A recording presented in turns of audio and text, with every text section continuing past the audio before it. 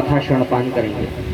हे मुरारी हे नाथ नारायण वासुदेव, श्री कृष्ण गोविंद हरे मुरारी हे नाथ नारायण वासुदेव, श्री कृष्ण गोविंद हरे मुरारी हे नाथ नारायण वासुदेव, श्री कृष्ण गोविंद हरे मुरारी हे नाथ नारायण वासुदेव, हे नाथ नारायण वासुदेव, हे नाथ नारायण वासुदेव, हे नाथ नारायण वासुदेव, हे नाथ नारायण वासुदेव, हे नाथ नारायण वासुदेव, हे नाथ नारायण वासुदेव, श्री कृष्ण हरे मुरारी हे नाथ नारायण वासुदेव, श्री कृष्ण गोविंद हरे मुरारी हे नाथ नारायण वासुदेव।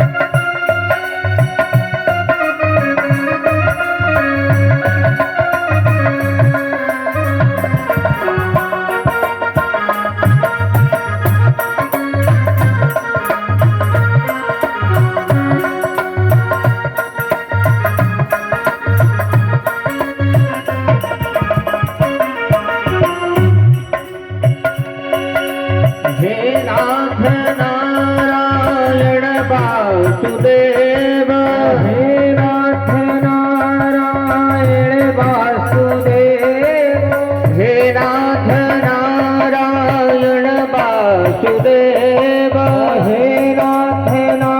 नारायण वासुदेव, हे नाथ नारायण वासुदेव, हे नाथ नारायण वासुदेव, श्री कृष्ण गोविंद हरे मुरारी हे नाथ नारायण वासुदेव, श्री कृष्ण गोविंद हरे मुरारी हे नाथ नारायण वासुदेव, श्री कृष्ण गोविंद हरे मुरारी हे नाथ नारायण वासुदेव, श्री कृष्ण गोविंद हरे मुरारी हे नाथ नारायण वासुदेव, हे नाथ नारायण वासुदेव, हे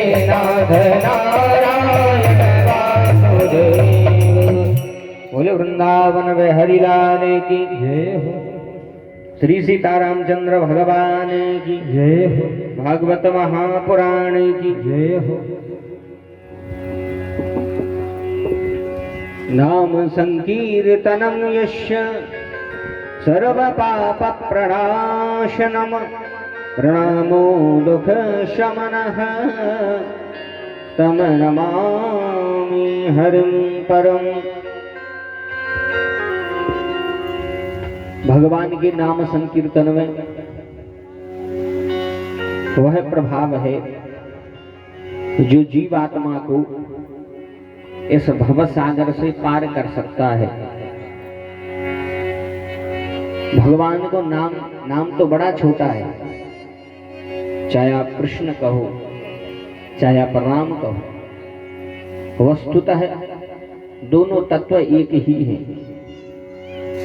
राम में और कृष्ण में विशेष अंतर नहीं है। अंतर यह है कि एक लीला पुरुषोत्तम है और एक मर्यादा पुरुषोत्तम है, जो अपनी मर्यादा द्वारा जगत को प्रेरणा प्रदान करें, वह है भगवान श्री राम। और जो अपनी लीला द्वारा जगत को अपनी ओर आकर्षित कर ले, वह है कृष्ण। और राम में और कृष्ण में विशेष अंतर नहीं है भैया।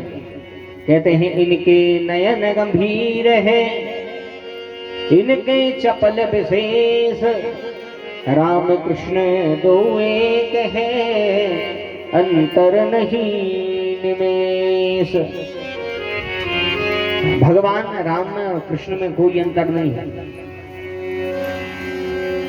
इसीलिए जितना भी हो सके भगवान के नाम का जप किया करो। मानव जीवन में भगवान को प्राप्त करने का साधन सबसे बढ़िया है भगवान का नाम। जो एक बार भगवान का नाम ले ले, वह भव सागर से निश्चित ही पार हो जाता है।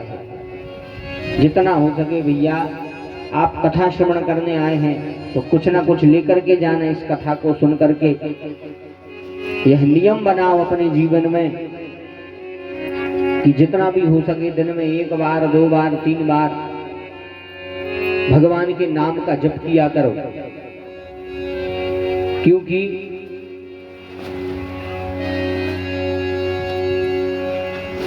जैसे दीपावली के एक दिन पहले धनतेरस यानी छोटी दीपावली, सब जने बढ़िया वस्तुएं खरीदते हैं। किसी ने बर्तन खरीदा, बड़ी बड़ी चीजें खरीदी धनतेरस को। जैसे कोई भी बर्तन खरीदो तो बर्तन पर नाम लिखवा लीजिए। नाम लिखवा लीजिए क्या? नहीं भैया, जिसके द्वारा बर्तन खरीदा गया उसका नाम लिखवा ली। परिवार में कोई भी सदस्य को नाम, खुद को नाम लिखवा ली तो बर्तन पकाए। अगर पड़ोस में दे दो तो जैसे वापस चाने पड़ोसी कहने लगे कि हमारे कौन है बर्तन, कह तो सका था कि भैया हमारा नाम लिखो। कह सकते कि नहीं, अच्छे से देखो हमारा नाम लिखो क्या हमें बर्तन पर। तो जब बर्तन पर नाम लिखवी से बर्तन हमा हो जात, बड़े ध्यान से सुनना, जब बर्तन पर नाम लिखने से बर्तन हमारा हो जाता है, वैसे ही इस नर्तन पर, बर्तन पर नाम लिखने से बर्तन हमारा, वैसे ही इस नर्तन पर अगर हम भगवान का नाम लिख दें तो यह भी भगवान का हो जाएगा। बोलो सियावर रामचंद्र की जय। जब बर्तन पर नाम लिखने से बर्तन अपना होगा, तो अगर ये नर्तन पे हमारा भगवान को नाम लिख दें तो जो भी तो भगवान को हो जाए। और अंत में जब एक दिन जाएंगे और जब यम के दूध उठा के ले जाएंगे, और जब भी यम के दूध देखेंगे भैया जो तो भगवान को भक्त है, तो भी तुम्हें स्पर्श नहीं कर पाए। फिर तुम्हें लेने के लिए स्वयं भगवान के पार्षद आएंगे। राम रक्षा स्तोत्र में एक श्लोक आया है कि पाताल ब्यूतल व्योम चारण छद्म चरणाः न दृष्टुमपि शक्तास्ते रक्षतम राम नाम भे। जिसकी रक्षा भगवान करें, जो राम नाम से अभिरक्षित है, अभिमंत्रित है, कोई चाहे पाताल में रहे, चाहे भूतल पर रहे, चाहे स्वर्ग में रहे, उसके ऊपर दृष्टिपात नहीं कर सकता है। उसके ऊपर कोई दृष्टिपात नहीं करेगा। इसलिए हम भगवान का वर्ण करें।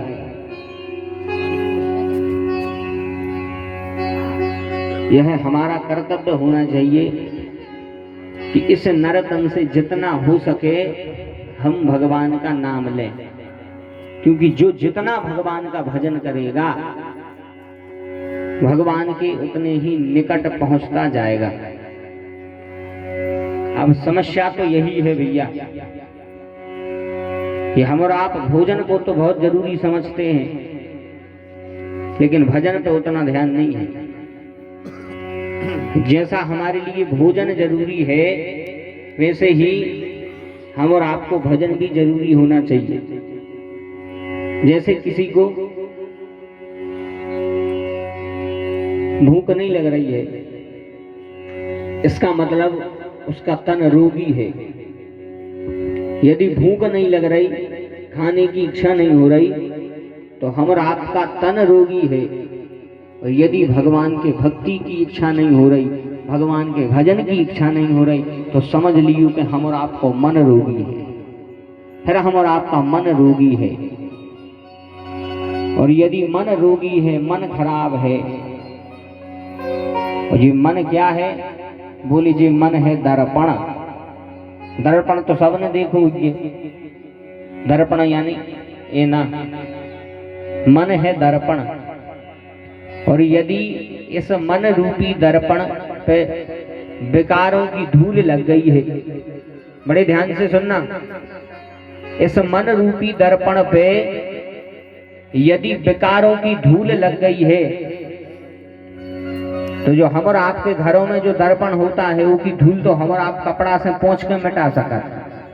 बोली वृंदावन में हरिलाल की जय हो। जो दर्पण घर में होता है, उसकी धूल तो हम और आप कपड़े से पोंछ करके मिटा लेंगे, लेकिन जो हमारे मन के अंदर इस मन रूपी दर्पण पे जो धूल लग गई है, बोली यह धूल कैसे मिटेगी? यह धूल कैसे मिटे? तो इस धूल को मिटाने का एक बहुत बढ़िया तरीका है। यह मन रूपी दर्पण की धूल कैसे मिटेगी? बोले श्री गुरु चरण सरोज रज निज मन मुकुर सुधार वरनऊ रघुवर विमल जसो जोदायक फलचार। यदि बाहरी दर्पण में धूल लगी तो वह तो कपड़े से छूट जाएगी, लेकिन जो धूल हम और आपके मन रूपी दर्पण पर लगी है, यह कैसे छूटेगी? बोली यह गुरुदेव के वाक्यों से, गुरुदेव के चरणामृत से, गुरुदेव के वचनामृत से धूल छूटेगी। श्री गुरु चरण सरोज रज, रज कहते हैं धूल को। तो गुरु के चरणों की धूल, गुरु के वचनामृत, इनसे ही यह हमारे जो मन रूपी दर्पण में धूल है विकारों की, यह धूल समाप्त हो जाएगी। और जिस दिन हमारा मन सही हो गया, हमारा मन साफ हो गया, फिर हम और आपको भगवान के पास जाने की जरूरत नहीं है, भगवान स्वयं अपने पास आ जाएंगे। कबीरदास जी कहते हैं, कबीरा मन निर्मल भया जैसे गंगा नीर, पाछे पाछे हरि फिरे कहते कबीर कबीर। जिस दिन मन साफ हो जाएगा, फिर तुम्हें भगवान को नहीं ढूंढ पाता, भगवान को ढूंढत आज तुम्हें। ऐसे सुंदर कांड में भगवान खुद कह रहे हैं, निर्मल मन जन सो मोहि पावा, निर्मल मन जन सो मोहि पावा, निर्मल मन जन सो मोहि पावा, निर्मल मन जन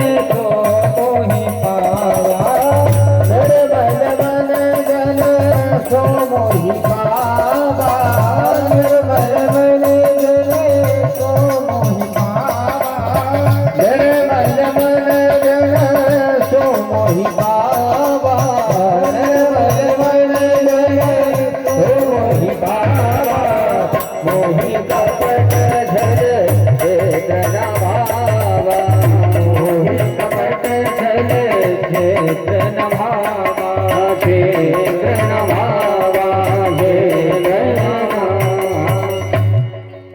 इसलिए जीवन में भगवान के नाम रटने की, भगवान के नाम जपने की आदत डालो भैया। क्योंकि अगर हमें भगवान के नाम की आदत पड़ गई तो हमारा जीवन बढ़िया सरल है। और कहीं आदत नहीं पड़ी, फिर बाद में हुई दिक्कत है। बाद में जब घर की कहे कि नाम ले, नाम ले, घर के कहे कि राम बप्पा कहे हमारे राम, राम रहने करे धर्मों में से। कहते हैं जन्म जन्म मुनि जतन कराही, अंत राम कहे आवत नाही। फिर नया है अंत में भगवान को नाम। इसे अबे बढ़िया आदत बना ले। ऐसे अबे अगर आदत बन गई आगे दिक्कत न हुई है। तो यदि अभी हमें आदत नहीं है तो आगे पड़वे में दिक्कत हुई है आदत। कछु की जैसे आदत लग जाए, आदत तो बड़ी खतरनाक। फिर चाहे आदमी को लगे चाहे जानवर को लगे, आदत बस लग गई। कोई को कछु को भी व्यसन है, जर्दा गुटखा बीड़ी कछु को भी व्यसन तो व्यसन है। फिर जैसे मिलत नहीं है अगर कछु चीज, जैसे अपने पास है नहीं है, मन हो रहा खावे को, राज में देखा थे कि भैया कौन खावे बारो मिल जाए, कौन खावे बारो मिल गया, फिर तो ऐसे लगाते हैं जैसे बिल्कुल प्राण में लगाए। इसलिए आदत बड़ी खराब है भैया। आदत यदि पड़ गई तो फिर हम उसके बिन नहीं रह पाएंगे। आदत कुछ चीज की भी हो। एक बार पुराने समय की बात है कि एक व्यक्ति को रेलवे स्टेशन जाना था, कहूँ जा रहा हुई यात्रा पर। उस समय पे 4 व्हीलर चली नहीं थी, तांगा चलत थे, तांगा घोड़ा लगा के, अपन तो बैठे नहीं है, सुनी घर है आए को झूठी की नहीं, तो तांगा चलत थे। एक तांगे वाले से उन्हें बात करी कि भैया स्टेशन छोड़ने सुबह 4 बजे, 6 बजे हमारी गाड़ी है, 1 घंटा लगे, आधा घंटा पहले पहुंचे। बोलो ठीक है। अब सुबह 4 बजे तांगे वाले के यहाँ पहुंचा, बढ़िया तांगा पर बैठो। तांगे वाले ने चलाना शुरू किया। थोड़ी देर बाद चले, फिर रुक जाए, तांगा बाहर उतरे, थोड़े घोड़ा के आगे नचे और फिर बैठ जाए, फिर चलने लगे। तनक देर चलो, फिर रोक दो, तांगा मारो, फिर उतरो, तनक नचो, और जहाँ नच दो फिर तनक और चलन लगो। ये सही 8-10 वीर हो गई। ये को तो मूड खराब। बोले जो क्या कर रहे हैं फिर भी नच का रहा है। बोले का बताएं, गलती से जब बारात वाली घोड़ी आ गई। एक आदत है कि जब तक के सामने नचोने, जब तक जब बारात नहीं आएंगे। बोले वृंदावन में हरिलाल की। बोले एक आदत है जब तक कोई नचत नहीं है के सामने जाएंगे नहीं बढ़े। तो जब पशु को आदत लग सकत तो अपन और को आदत नहीं लग सके। ऐसे ही भगवान के नाम की आदत बनाओ। शुरू में भली लगे उकताहट हुई कि रेन तो देख का भजन कर रहा है, अच्छी बढ़िया घंटा बैठ के ताश खेलिए, अपन तो लगे कि नहीं ताश खेलते का को भजन कर रहा है, कूलर के पास में बैठ के बढ़िया अच्छी पानी चालू करके सो। लेकिन जहां पर भजन की आदत लग गई फिर तुम्हें भजन करे बिना भी नहीं रह पे हो। फिर तुम ऐसा लगे कब समय निकाल ले में हम बढ़िया भगवान की भजन का, क्योंकि आदत फिर लग गई। और जिस दिन भगवान के नाम की आदत लग गई तो जा जानियो कि ऐसे अच्छो नशा संसार में कोनो नहीं है। संसार में जितने व्यसन हैं, असन व्यसन जितने हैं, वे सब थोड़ी देर हुए। शराब को नशा, कछु को भी नशा हुए, ज्यादा देर नहीं, ज्यादा से ज्यादा तो हुई है तो 1 दिन को 2 दिन को। लेकिन जिसको भगवान का व्यसन लग जाए फिर वो व्यसन जीवन भर नहीं उतरे। पहले तो अच्छा नहीं लगेगा। जैसे बुखार जब चढ़ा थे और दवाई करवा ले, दवाई करवावे के बाद में 1-8 दिन तक जीव को स्वाद चलो जा, पर भोजन अच्छा नहीं लगे। काय भी क्या भोजन का नहीं कर रहे, अरे ऐसा लग रहा हो जैसा चारों खा रहे हैं, ऐसा ही लगा तो नहीं। कड़वी जीव हो जात करो लगन लगा। अब कड़वा क्यों लगता है? बोले कड़वा लगता है बुखार के कारण शरीर में पित्त बढ़ जाता है। पित्त, वो पित्त के कारण लगा थे करो, पित्त बढ़ो सो करो लगो तो कछु को स्वाद नहीं मिले। कितना अच्छो खा ले, रसगुल्ला खा ले सो बोलो मीठ होने लगे, तो पित्त के कारण स्वाद नहीं मिलता जीव को। बोले फिर पित्त को उपाय का है? बोले एक उपाय जो है कि मिश्री खाओ। मिश्री खावे से पित्त कम हो जाए है। मिश्री पित्त को घटा देते, लेकिन जो उनको पित्त है वो जब पहली बार मिश्री थे है तो वो मिश्री भी मीठी नहीं लगे, वो मिश्री भी कड़वी लगे, मिश्री भी उसको कड़वी लगेगी। तुलसीदास जी कहते हैं तुलसी पूरब पाप के हरि चर्चा न सुहाए, तुलसी पूरब पाप के हरि चर्चा न सुहाए, जैसे ज्वर के ताप से भोजन की रुचि घट जाए। तो जैसे पित्त के कारण मिश्री मीठी नहीं लग सकत, ऐसा ये शरीर में पाप के कारण भगवान को नाम अच्छो नहीं लगता। ऐसा शरीर में पाप बढ़ गए हैं ज्यादा, और पाप ऐसो है, ऐसो कोई है नहीं है जो अन्य पाप न करे हुए। कहते अपन सब जितने बैठे हैं कोनो न कोनो माध्यम से पाप बनाए गए होंगे। और तुलसीदास जी तो जातक कह रहे हैं कि जितने संसार के जीवात्मा हैं वे सब पापी हैं। हम अपने मन से नहीं कह रहे ना बुराई मानो, महाराज ऐसी कह रहे हैं, हम अपने मन से नहीं कह रहे। गोस्वामी तुलसीदास जी उत्तरकांड में लिखते हैं यह कलिकाल कठिन और गारी, यह कलिकाल कठिन और गारी, यह कलिकाल,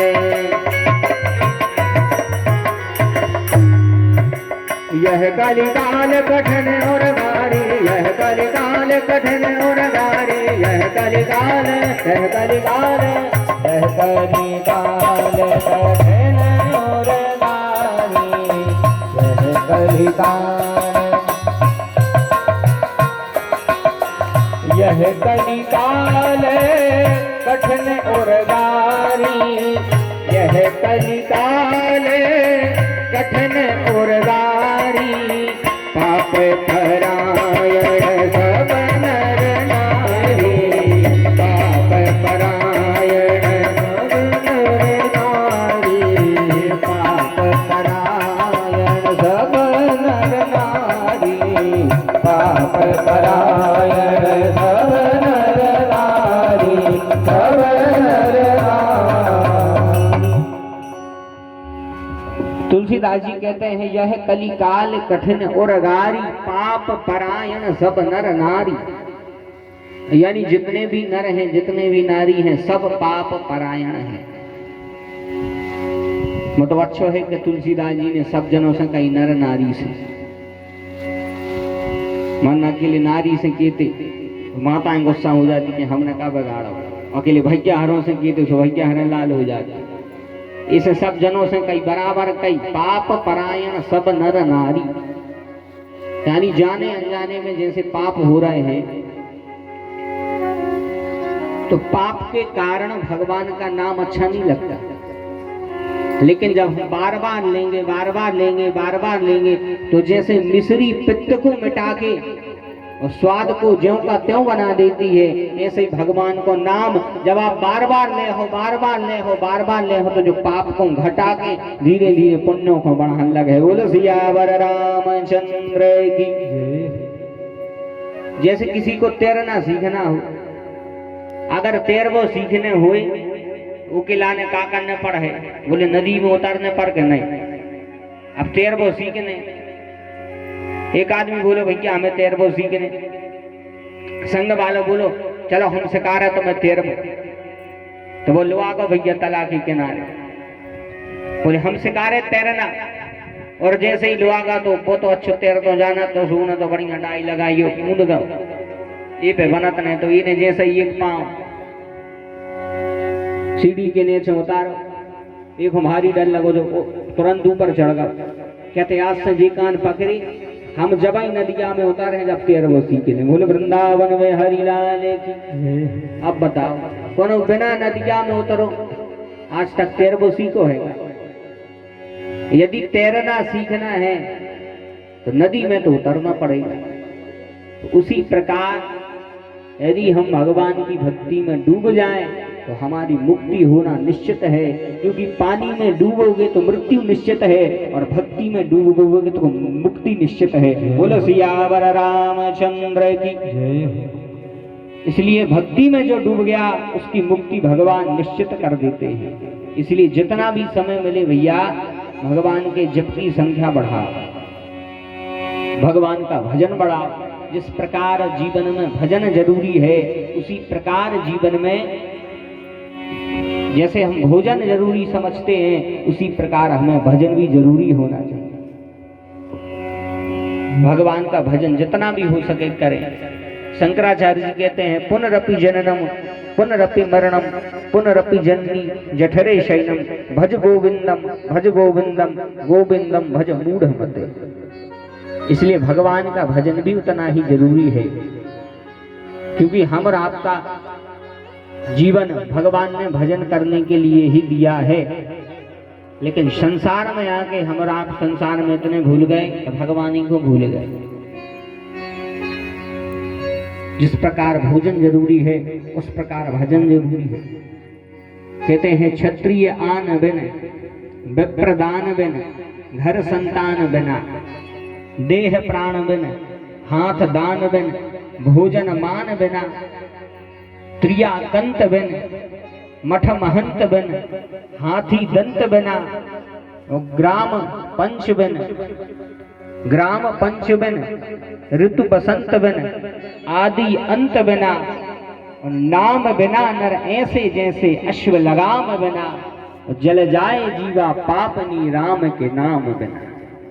ऐसे जीवा तो जल जाए जिससे भगवान का नाम ना निकले।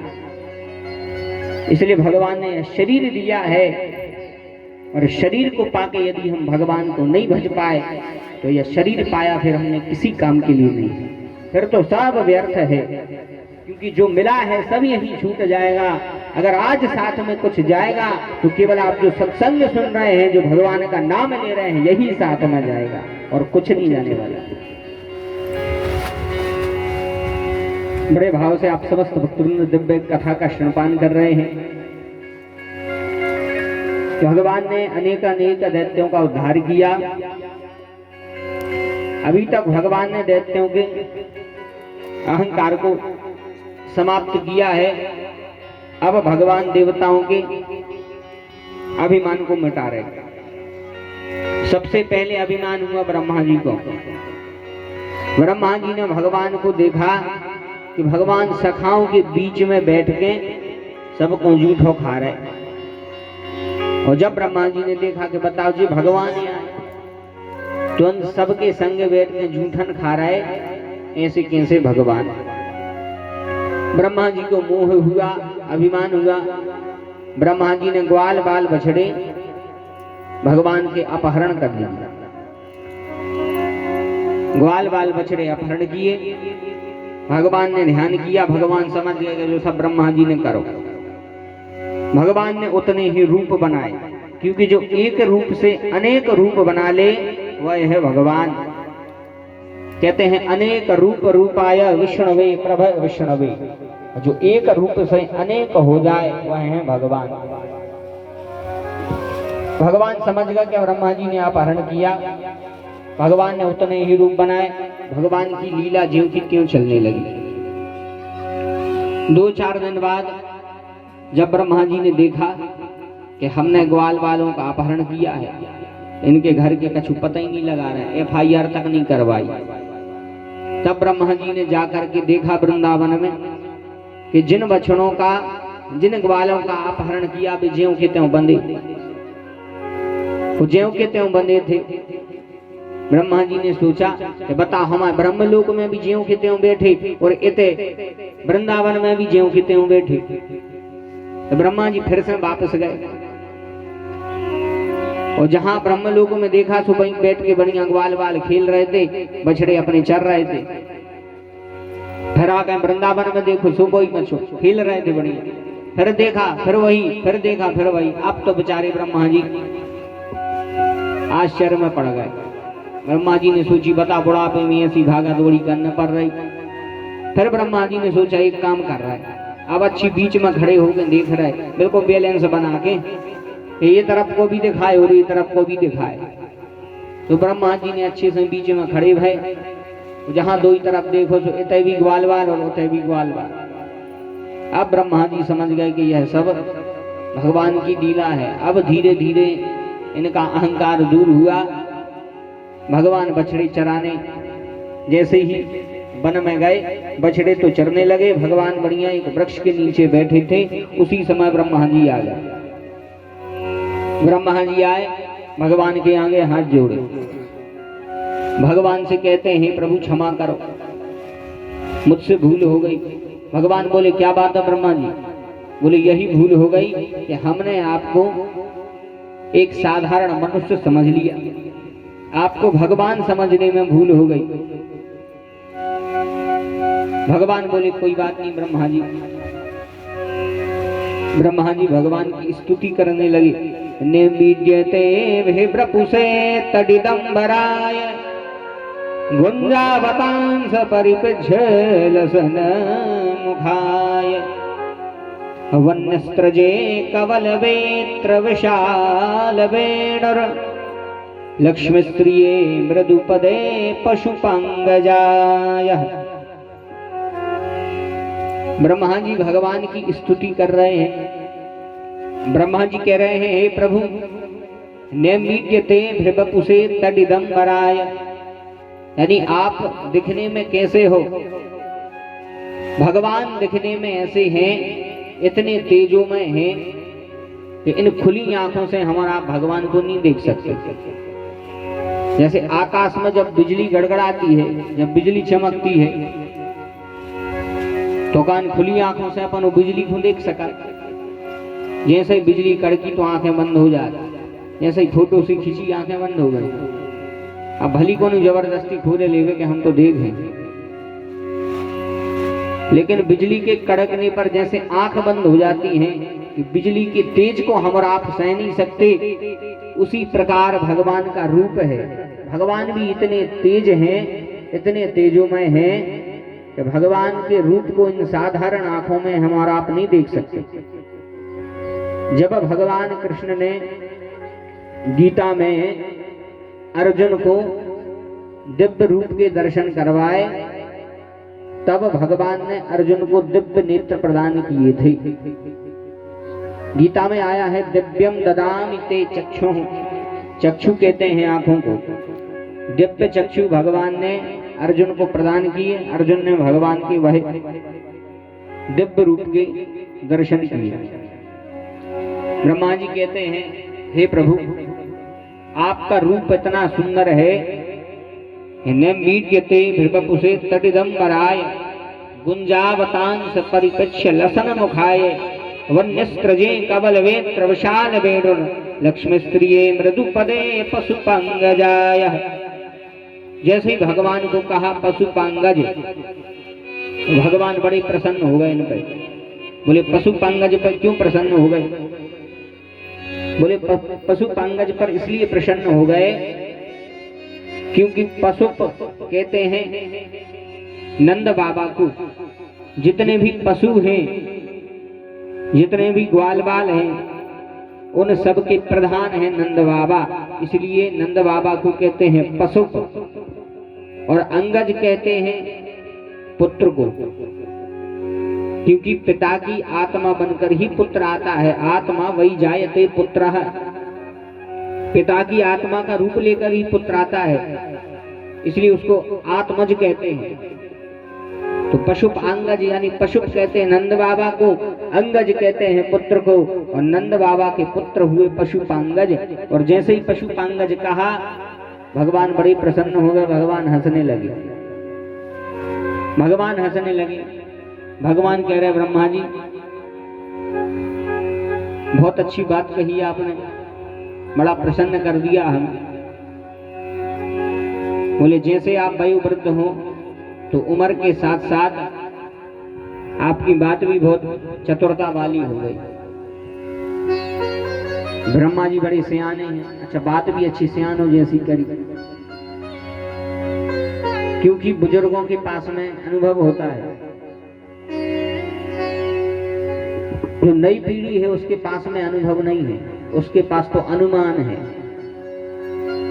और जो बुजुर्ग हैं उन बुजुर्गों के पास में होता है अनुभव, और अनुमान से बड़ा होता है अनुभव।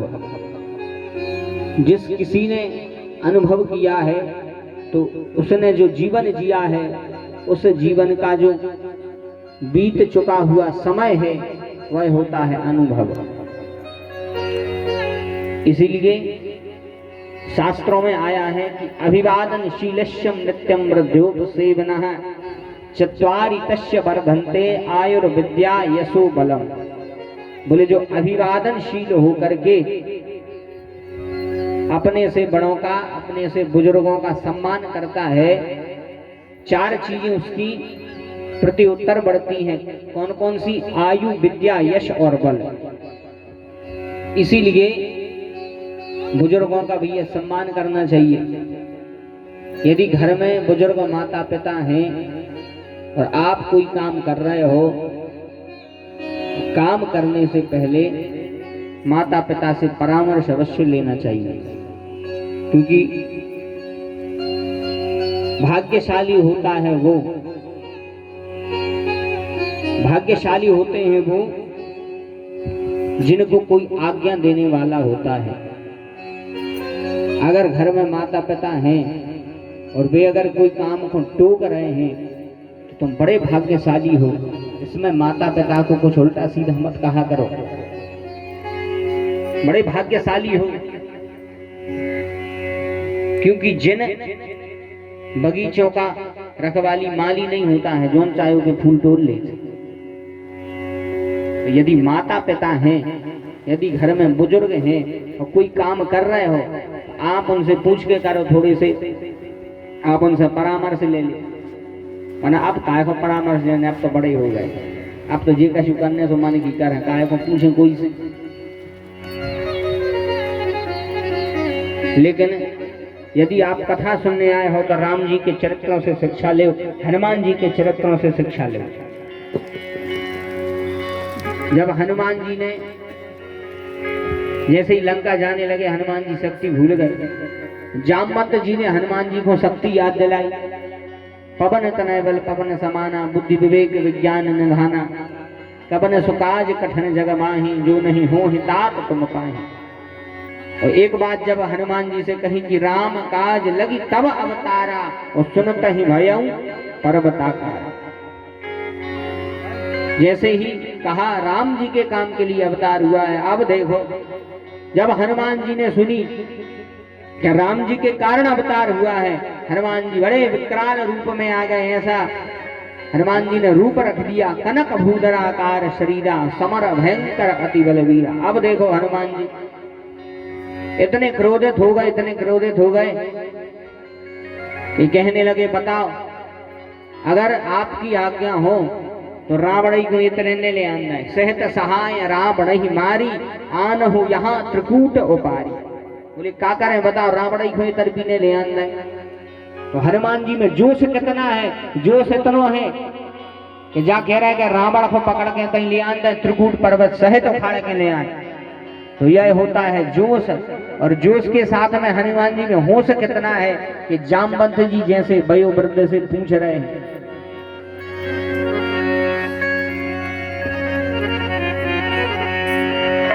होश के साथ में जोश है और जोश के साथ में होश है। जामवंत जी से पूछ रहे हैं,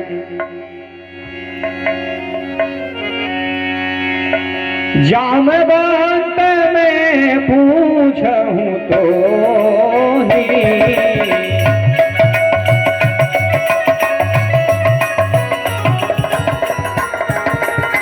मुझे कैसे खावन दीज सुमोही, मुझे कैसे खावन दीजी हो मोही। जामवंत में पूछूं तो ही, जामवंत में पूछूं तो ही, मुझे कैसे खावन दीज मोही, मुझे कैसे खावन दीज मोही। धन्य है हनुमान जी महाराज। जोश इतना है कि कह रहे हैं कि क्या करें, रावण को उठा के त्रिकूटी पर्वत ने ले आंधे में दे। बोलिए हनुमान जी महाराज की जय हो।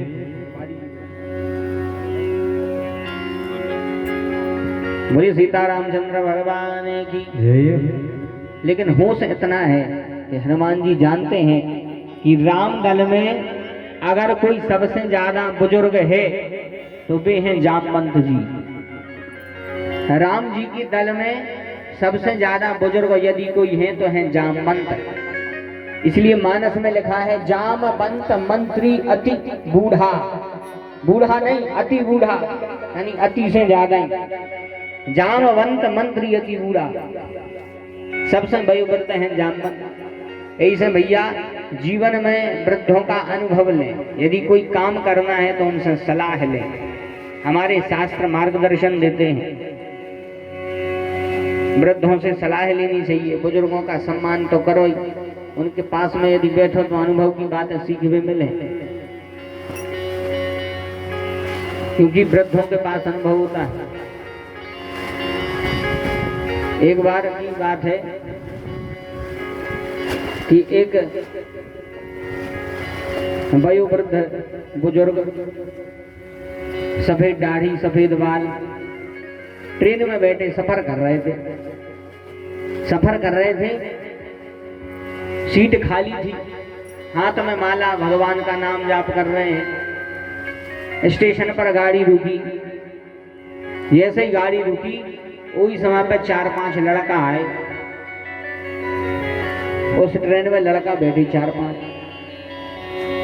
4-5 लड़का बैठे। जैसे ही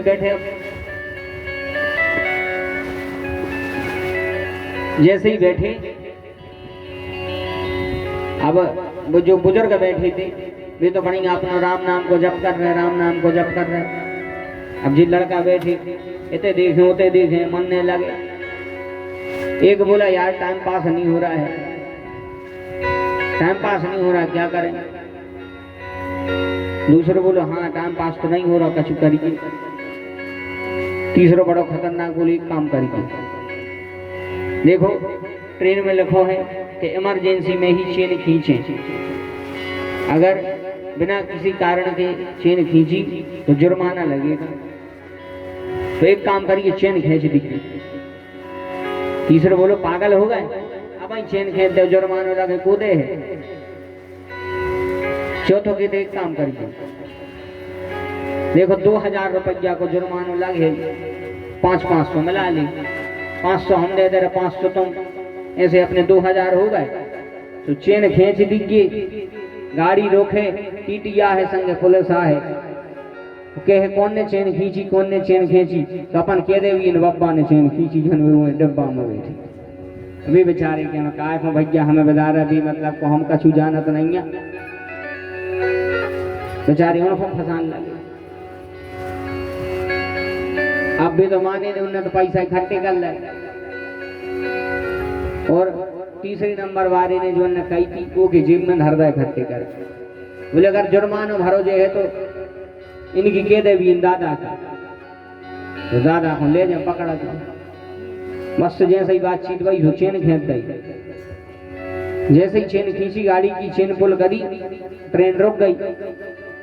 ट्रेन रुकी, टीटी आओ, टीटी के संग पुलिस, बढ़िया डंडा हाथ में होकर रही, बता कौन ने भैया, हाँ कौन ने चेन खींची, कौन ने चेन खींची, कौन ने खींची। बेचारी लड़का नामंग है लड़का, यानी इनसे लड़के और उनसे लड़के, चेन खींची। पुलिस बोले कहा भैया कौन ने चेन खींची, कौन ने खींची। सब जने कहते हैं साहब इन दादा ने चेन खींची, इनको चेन नहीं कर रहा, इनने चेन खींच दी। टीटी बोलो कहा दादा भगवान को भजन तो कर, होने चेन खींच रहा हो, बुढ़ापी में जो सब हो रहा। अब बेचारी डुकरा की क्या गलती बता, कछु गलती हती ने उनने चेन खींची ने कछु। मानो डुकरा भी बड़ो खतरनाक हो सका तो तई सापट के आसपास के हुए, कोनो हो सका तो तई के आसपास के हुए। वे बोले साहब चेन तो हमने खींची है।